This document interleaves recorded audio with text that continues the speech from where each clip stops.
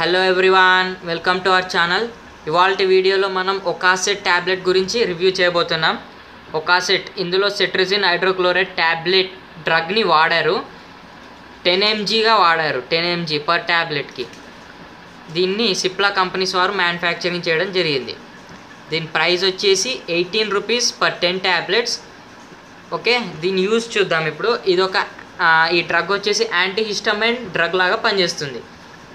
Antihistamine అంటే మన బాడీలో ప్రొడ్యూస్ అయ్యే హిస్టమైన్ అనే న్యాచురల్ సబ్స్టెన్స్ని ఈ డ్రగ్ తగ్గించడం జరుగుతుంది. అంటే ఎలర్జిక్ కండిషన్స్ని ఐస్లో నుంచి ఎక్కువగా వాటర్ రావడం, నోస్లో నుంచి వాటర్ రావడం, స్నీజీనెస్గా ఉండడం, ఎలర్జీ ఎక్కువైపోవడం, ఇచ్చింగ్గా ఉండడం, ఇలాంటి కండిషన్స్ని ఈ ట్యాబ్లెట్ తగ్గిస్తుంది అన్నమాట.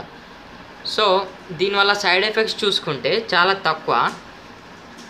అంటే చిన్నగా వామిటింగ్స్ రావడం, నాసియా, స్లీపీనెస్, ఎక్కువ నిద్ర రావడం, కళ్ళు తిరగడం లాంటివి, హెడేక్ రావడం లాంటివి జరిగితే దీన్ని ఆపేయడం మంచిది.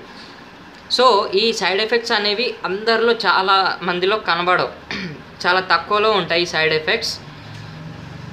ఎటువంటి భయం లేకుండా మనం దీన్ని వాడచ్చు.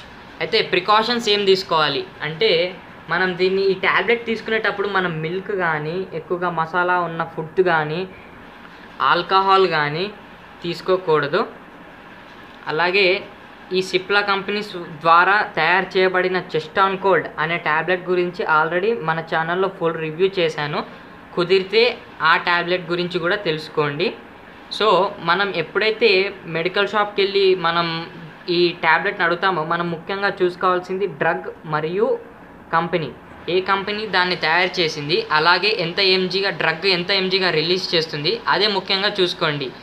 ఇంతవరకు నేను చేసిన ప్రతి వీడియోలో ప్రతి డ్రగ్ గురించి ఎక్స్ప్లెనేషన్ ఇచ్చాను. అంటే మీరు చూసుకోవాల్సింది డ్రగ్ మాత్రమే, అంటే ఒకాసెట్ ఇలాంటి నేమ్స్ కాదు.